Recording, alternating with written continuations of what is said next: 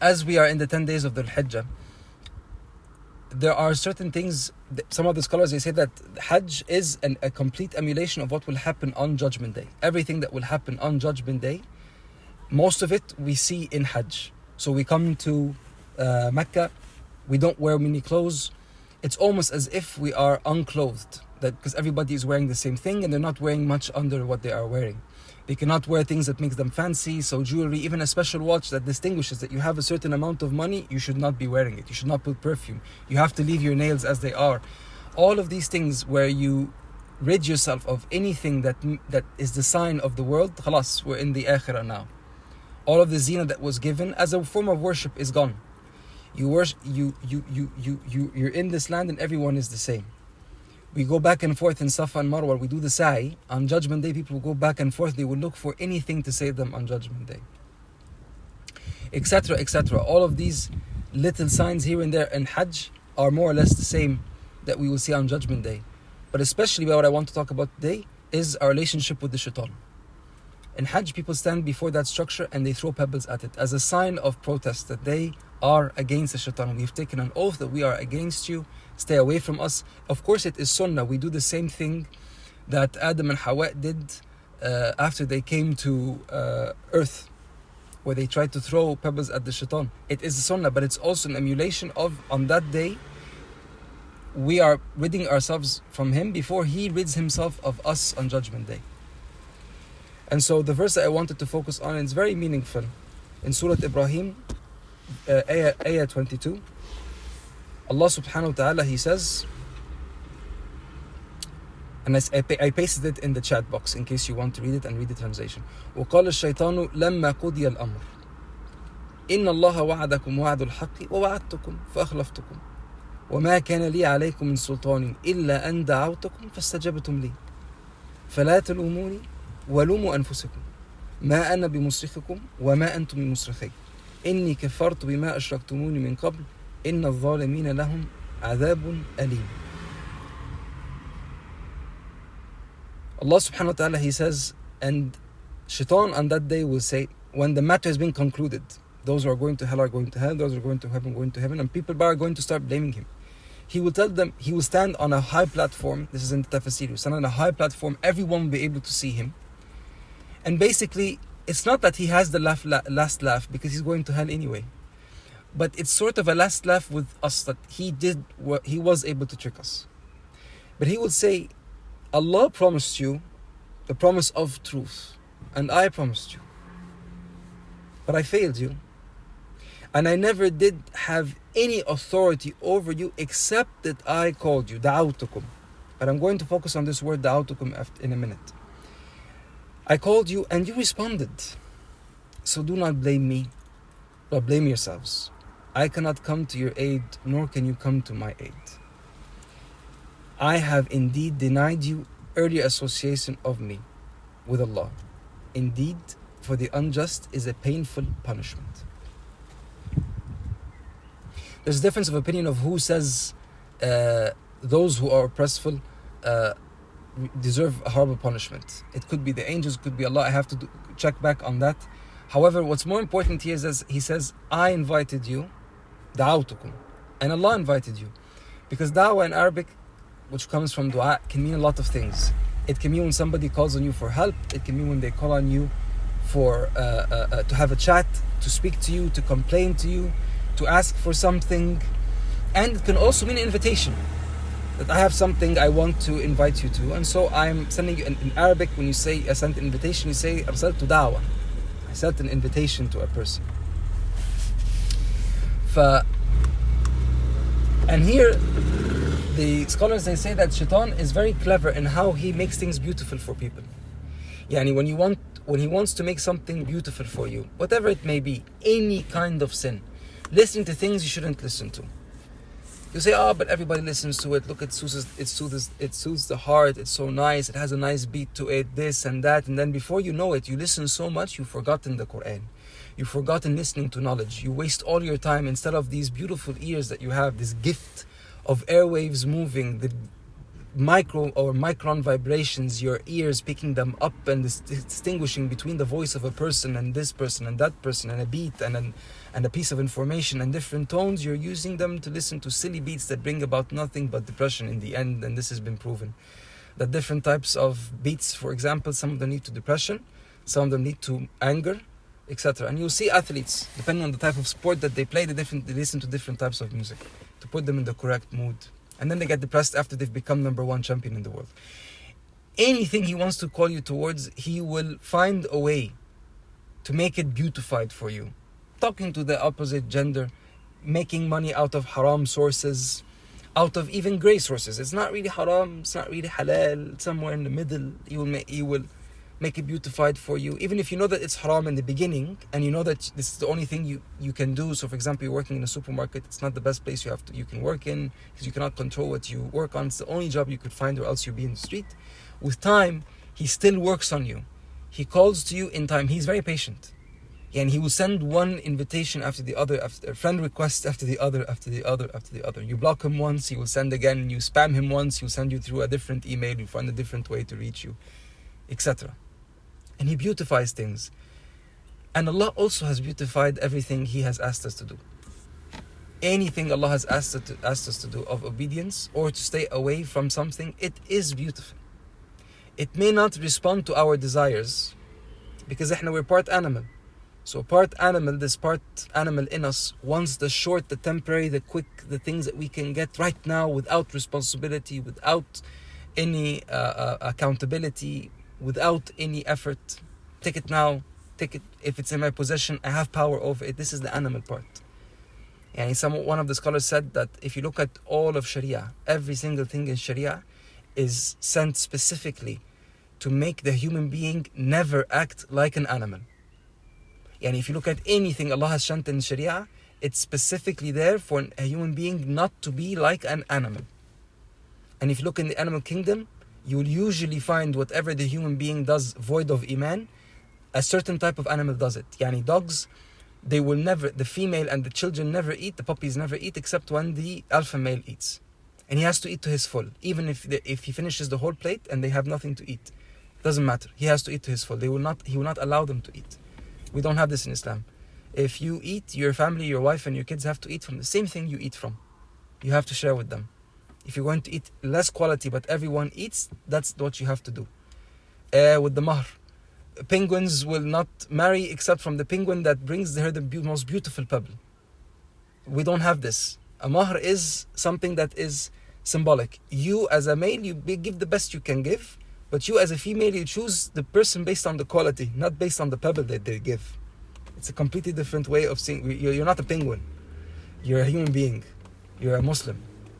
But it's a completely different way of seeing things. But anyway, Allah has made everything beautiful. Even the person, when they still want to do the sin, they get away from it a little bit and they start to see the beauty of staying away from it. For Allah has sent the invitation, beautiful, even if it's a bit hard sometimes. And the shaitan has given an invitation, also beautiful, in a dirty way, but also beautiful. Sometimes even he knows how to put the cloak of religion and the cloak of piety on that invitation. But when you do it, you feel wrong. You feel a hefty weight on your heart. You feel that you're doing something wrong. You feel like there's something that's not correct here. I'm not in the right space. Even if I feel that I did something that I like, this is something that is wrong. And so he says that I invited you, but you listened. I didn't have control to push you to listen. You listened. And Allah gave you the invitation. You didn't listen. It's as simple as that. And my concern is this, the invitation.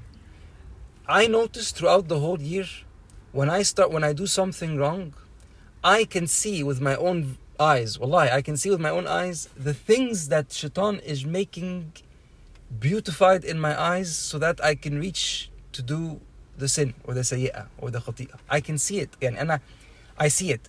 And it tastes nice, whatever it may be. Overeating, talking in a way I shouldn't talk, thinking things I shouldn't think. It has a certain sweetness, kida. Like you're on top of things, like somehow you have you understand better than others, like you have more power than others, like you get it more than others, whatever, but like you're giving in to your desires, but I like this and I'm getting it and I deserve it, I work hard, whatever it might be. And it is sweet, wallah, it's sweet, but seldom does it ever last. It never lasts. It turns on you very quickly.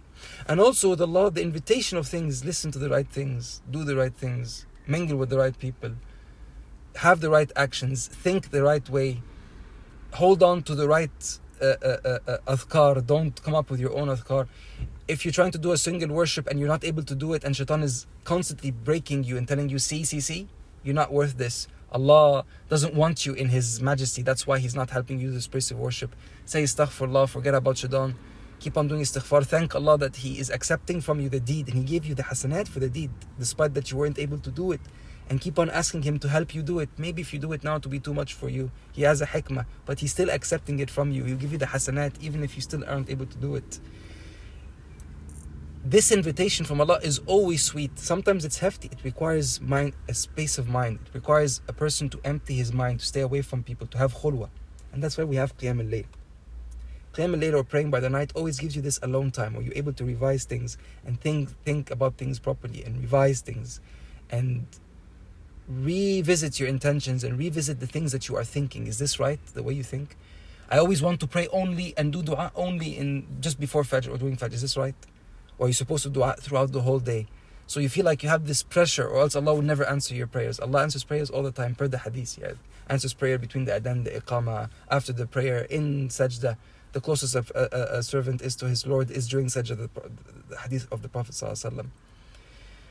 So I invite myself and all of you to always think about what is the invitation that Allah has shown me clearly to be on His path and stay away from a certain sin.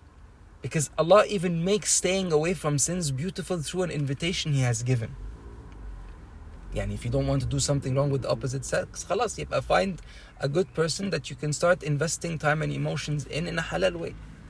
It's not easy, it's hefty, it takes time.